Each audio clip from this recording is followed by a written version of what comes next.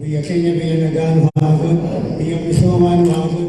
Magaalaa Shaggar kutaa magaalaa Kooyyee Facceetti konfiraansiin paartii badhaadhinaa yeroo jalqabaaf qophaa'eera. Kutaa magaalaa Kooyyee Faccee kutaalee magaalaa Shaggar 12 qabdu keessaa tokko yoo taatu aanaalee 3 aanaa Tulluu Diimtuu, aanaa Waddeessaa fi aanaa Galaan Arraabsaatiin kan hundooftedha. Bulchaan kutaa magaalaa Kooyyee Faccee obbo Fiqaaduu Tulluu konfiraansii kanarratti akka jedhanitti paartiin badhaadhinaa qormaata keessatti dhalatee qormaata keessatti injifatee kan ba'ee fi qabsoo uummata Oromoo fi sabaaf sablammoota biyya kanaatiin kan hundaa'e waan ta'eef Dimokiraatawaa fi hunda hammataa ta'uu himanii magaalli Shaggaris bu'aa qabsoo uummata Oromooti waan ta'eef magaalli kun uummata Oromoo akka ibsuu fi faayidaa uummataa mirkaneessuuf kan hojjetan ta'us obbo Fiqaaduun himaniiru. Erga Shaggar akkasumas kutaan magaalaa Kooyyee Faccee hundaa'es akka kutaa magaalaa keenyatti hojiin paartii, hojiin mootummaatii fi hojiin nageenyaa babal'aan hojjetamaa turaniiru. Hundeeffama magaalaa Shaggariitiif Kooyyee Faccee akkasumas immoo hojiiwwan misoomaatiif fayyadamummaa uummata keenyaa ammaan boodatii fi egereen Shaggar maali?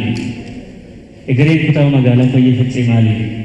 Burjaajiiwwan immoo hawaasa keessa jiranii fi ololli immoo faallaa kana deeman maal jennee uummata wajjin marii bal'aa fi waliigaltee fi hubannaa waliinii qabachuu dandeenyee jirra jechuudha. Paartiin badhaadhinaa erga hundaa'ee yeroo dhiyoo as ta'us rakkoo uummata adda baasee waan uummataaf ta'u hedduu hojjetee jira kan jedhan immoo itti gaafatamaa waajjira paartii badhaadhinaa damee magaalaa Shaggar obbo Jagnaw Gizaa'u. Badhaadhina yaadame bira ga'uuf akka magaalaatti fagoo yaadnee fagoo qaqqabuuf qalbii guutuun hojjechuu qabnas jedhan. Dargaggoonni keenya as keessa jirtan hojiin keessan kan jalqaba miseensi paartii keenya gaggeessaan paartii keenya fagoo yaadneeti lafaa kaane waan ta'eef fagoo deemnee badhaadhina hawwinu san diinagdee hawwinu san argannee heegaree dhaloota ammaatii fi dhaloota boruutis mijjeessine darbuudhaaf malee konfiraansiin jalqabaatiin akka Oromiyaatti akka magaalaa Shaggaritti magaaluma Shaggar kutaa magaalaa 12 keessa isa jalqabaati an kan na gammachiise konfiraansiin kun iddoo murteessaa ta'etti gaggeeffamuu isaati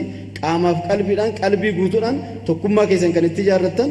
Konfiraansii kanarrattis haala egeree magaalittii ilaalchisee barreeffamni gabaabaan qophaa'ee hirmaattonnis yaada qaban kaasaniiru.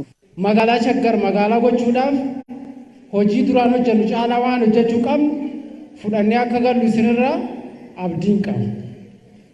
Murannoon kutannoon hojjechuudhaaf jechuudha.